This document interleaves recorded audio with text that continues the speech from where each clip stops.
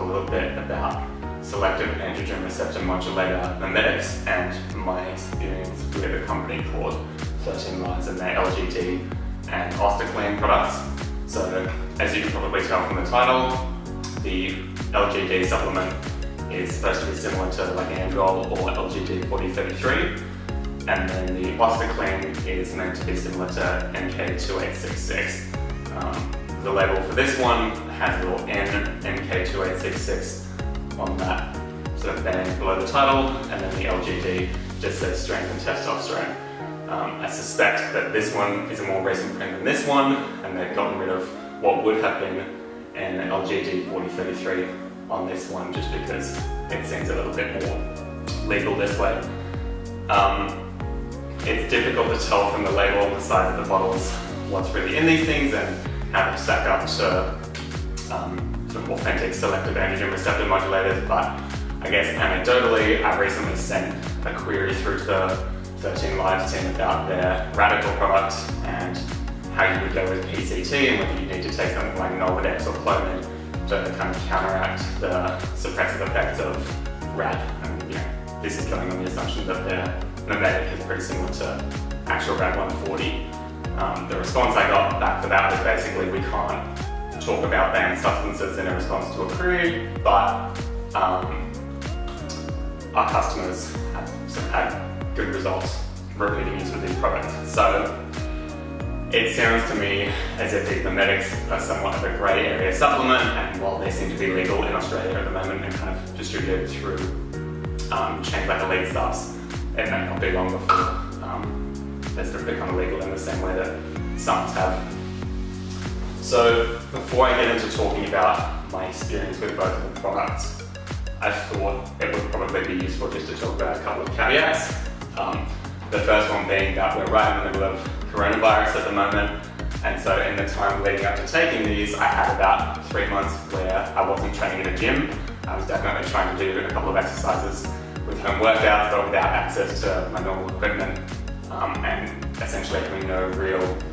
kind of stimulation from a lot of my upper body, and I was just doing some fairly light leg movements. The other caveat is that now that I have come back to the gym and started using these supplements, I've been eating a caloric surplus, which I hadn't been before taking the time off during coronavirus lockdown. And I guess the only other thing to note is that I've been taking a couple of other supplements, so protein powder, which I think is pretty standard, and then a couple of different kinds of pre-workout, the strongest of which has something loosely similar to DMAA, but just in a form that hasn't been made illegal yet. I guess the effect of that kind of pre-workout is pretty temporary. It would only ever last sort of a few hours at a time, whereas these, I would assume, are a little bit more slow acting. The point of all of that is just to say that it's difficult for me to talk about my experience with these as if their effect is isolated. In reality, their effect has been compounded by the fact that training has been a relatively fresh stimulus coming back to the gym, and also eating caloric surplus for the first time in a while has definitely helped with that kind of strength boost. I guess at the end of the day, anything I talk about in this video is only going to be anecdotal, and if you want real kind of hard evidence on these products, I'd advise you to go and look through some general articles about selective androgen receptor modulators, although obviously one of the reasons, I guess, why these compounds haven't been made legal yet is because they still need to do more research to really conclusively understand what it is that they do and long-term side effects and that kind of thing. Probably even more of a grey area with these because they're not even actual SARMs, they're just the mimetics, but hopefully I can shed some light on that in this video. So I guess now I'll talk about my experience with using them over the last sort of 4 weeks. I started taking both the Ostaclean and the LGD pills pretty much as soon as I had begun training again, and then you have a 4-week supply assuming you take 2 pills a day. I guess I'll put the picture of the labels up so that you can see the ingredients that would be in a normal dosage, but yeah, pretty much from when I started training, I was having these for a 4-week cycle, and now I've come off them again and no PCT, and nothing except my pre-workout and my protein powders since I've come off them again, so pretty sort of clean break. In terms of strength increases, I guess my goal with these was sort of just to fast track my progress back to having the same level of strength that I had before lockdown. It seems sort of relatively pointless to talk about my own numbers because whoever you are watching this, you'll have different genetics, different strength level, different experience with training, but I guess just to give an idea of how it sort of helped with my strength and over what time frame. Within about 3 weeks of taking these, I'd sort of gotten back to my original level of strength on stuff like front squats and dumbbell overhead press. So like my front squats, before I had taken the time off, I was getting about 100 kilos for 4 reps. After taking these, my new PR has been 100 kilos for 5 reps, so certainly not big numbers, but an achievement for me, and I think in a relatively short time frame since I've come back to the gym. With my dumbbell overheads, my all-time best before lockdown had been, I think, 32 kilos in each hand for 4 reps, and since taking these, I've done the same weight, but with double the number of reps. I think that was just last weekend, so yeah, definitely noticing some pretty significant strength increases since I've been taking the product. The thing that has been most interesting to me is the change in strength since coming off them.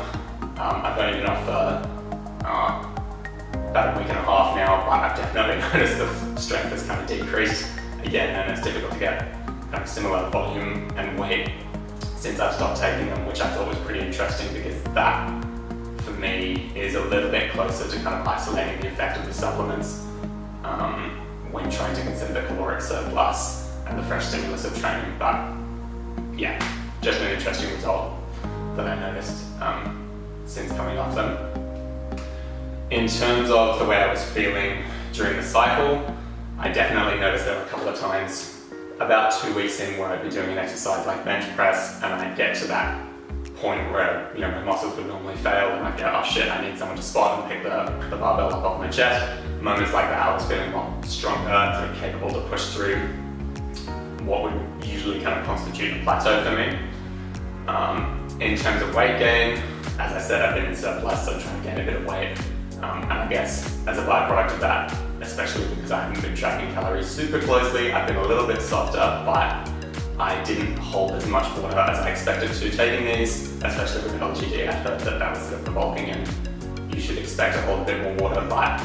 definitely not my experience. And I think relative to how kind of soft I've looked at my current weight in the past, I felt a little bit leaner and maybe ever so slightly drier this time at the same weight on these supplements. So just something to keep in mind. I don't think it'll make you hold water. That's pretty much it. Hope that's been sort of some useful insight about how these mimetics work, what kind of results you can expect to achieve from them, and drop any questions in the comments section below, and thanks for watching.